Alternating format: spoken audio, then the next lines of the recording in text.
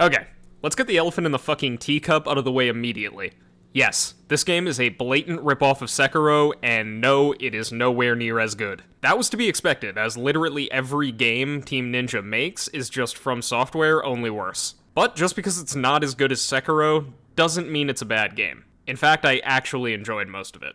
That being said, this game definitely has some issues, so let's start with the biggest problem currently affecting the game. The good news is, this problem only exists if you play with a keyboard and mouse. The bad news is that if you do play with a keyboard and mouse, this game is completely unplayable. The keyboard and mouse controls feel like they were made by a toddler with brain damage. It just doesn't work. If you think FromSoft games are bad for it, then you haven't seen nothing yet. Not much else to say about this point. If you're on PC and you don't have a controller, then avoid this game like the plague until they fix it. Now that we got that out of the way, let's talk about the game itself. First up, level design. The level design in Wulong is actually pretty solid. The game is separated into individual cells just like Demon Souls was, rather than being interconnected. While I'm usually not a big fan of that style of level design, I prefer interconnected worlds like Souls, Sekiro, and Elden Ring, Team Ninja has managed to design the levels well enough for me to get over it almost immediately. The variation between cells visually is one of the stronger aspects of this game's design, feeling distinct and visually interesting, as well as fluent and connected to one another. The levels start out very linear, which had me a little bit worried, but once you get to the hub village, the following cells become significantly more complex in terms of branching paths. I think the majority of the levels have a competent layout, generous checkpoints, and well thought out enemy placement. Though there is one glaring exception that almost made me stop playing the game, as it was one of the most annoying sections I've ever experienced in a video game, culminating in the shittiest Deacons of the Deep knockoff boss ever fucking made. Seriously, when you see this section, just be prepared to hate whoever made it. The buildings here are way too claustrophobic, the enemies are haphazardly shit onto the map with no regards as to how they operate with each other, and there is nothing of any real interest to find. Trust me though, it's worth pressing through this section as the game gets much better again afterwards. This helps to highlight the biggest issue I have with the level design in this game though, which is that there isn't much in the way of environmental storytelling. The world doesn't feel lived in. It's more just there to give you something to do between boss fights and doesn't tell you anything really about the underlying lore of this world. I would say that overall the level design is pretty good, the layouts and the visuals are well done, but with the amount of comparisons you can draw to Sekiro and the Souls series, it's hard to say that Wulong's world is anything better than just passable in comparison. Speaking of lore, let's move on to lore and story. This is one of the weakest aspects of this game. I mean, even the voice actors sound uninterested in what the fuck is happening here. That was a sight to behold. I cannot understand. The main enemy faction is called the Yellow Heaven, and aside from their name and the fact that they're evil, I know next to nothing about them. They just keep saying they will bring the entire world under the Yellow Heaven. Good for you, I guess I'll stop that. I'm not sure why, aside from you're evil, but whatever.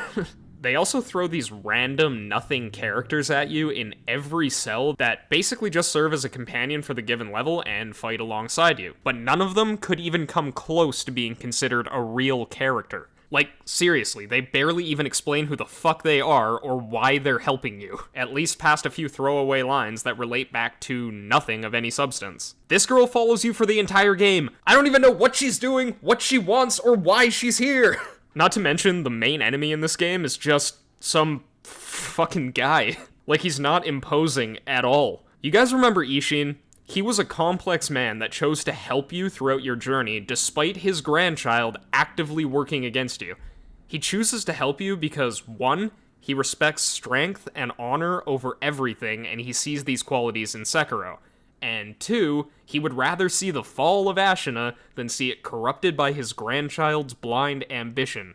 He's an actual character, not just some guy who's evil for the sake of being evil. The story, characters, and lore are overall very generic and ultimately extremely uninteresting. Don't get me wrong, this doesn't make the game not worth playing, but it doesn't provide any compelling reason to play it either. Now let's talk about one of the better aspects of this game, and that's its combat system. This game feels like Sekiro, but easier and slightly less fluent. You have a deflection that builds up enemy posture, you can block attacks which builds up your own posture, and when your enemy's posture breaks, you can perform a death blow with your sprint attack that takes a huge portion of their health. Like I said, it's basically exactly Sekiro's combat system, except slightly easier, as straight-up blocking is a viable option, since it takes a fucking millennia for your posture to actually break. This blocking system allows you to just moronically stand there holding one button until your opponent stops its attack, hit them a few times, and rinse and repeat until dead. This might be ideal for some people, as it allows you to beat the bosses while not actually mastering their movesets. For me though, it takes away from the sense of accomplishment that's accompanied by overcoming an insanely imposing foe in these type of games. For example, most bosses in Sekiro are not able to be beaten through blocking their combos, as the last strike will usually knock you too far out of range for a follow-up before they start attacking again, or absolutely shred your posture, leaving you open to taking huge damage.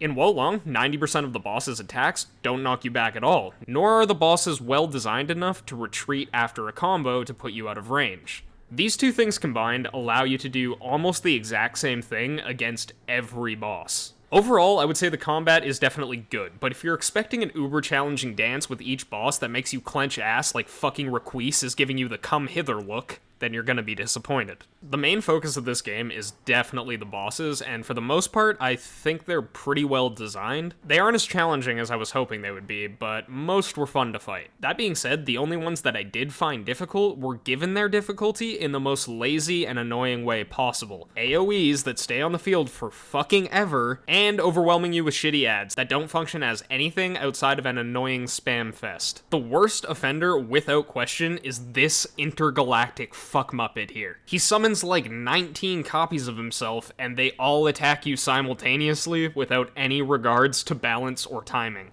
This is trash game design, and whoever made this slogfest should never be allowed anywhere near a development suite ever again. But other than this boss and a few less egregious examples, they were, for the most part, pretty well made. Most of them telegraph their attacks well. They have somewhat complex movesets, although nowhere near the level of the Soulsborne series, and the visual variety of the bosses, as well as their arenas, are mostly well done. The last thing I wanted to talk about are just a few baffling design decisions made that absolutely drop the quality of this game. Firstly, why when you hit start does it not pause the fucking game? Start brings up the menu, but the game keeps running in the background. You have to hit start, then select to pause the game. Like, why? What does this accomplish? Secondly, and this is by far the fucking worst one, who made this dogshit lock-on system? It switches targets without any input from the player to whatever's centered on your screen, meaning if there's more than one fucking enemy on your screen, it randomly switches between them constantly. It's so annoying. And lastly, to whoever made this stupid, terribly designed, troglodytic, astronomically fucking broken piece of utter dogshit boss, I hope that in everyday life your laundry doesn't dry properly. But with all that being said, I think that the absurd amount of parallels you can draw between this game and Sekiro caused me to view it in a harsher light than I might have otherwise. But that's the way they built the game, so that's the way I reviewed it. That being said, just because this game is nowhere near the quality of Sekiro, doesn't mean I didn't enjoy the game. The well-designed combat, visually interesting levels, decent enemy design, and mostly well-made boss fights, in my opinion, make it worth checking out under the right circumstances. I would say this game deserves a solid 70%. A good game that's held back slightly by some terrible design decisions and a lack of originality. I would recommend playing this game through Game Pass if you have that option, or waiting for a sale to pick it up elsewhere. I have a feeling there's going to be one on Steam before long. But anyways, thanks for watching everyone. Now, get the fuck out of here, and I'll see you all next week.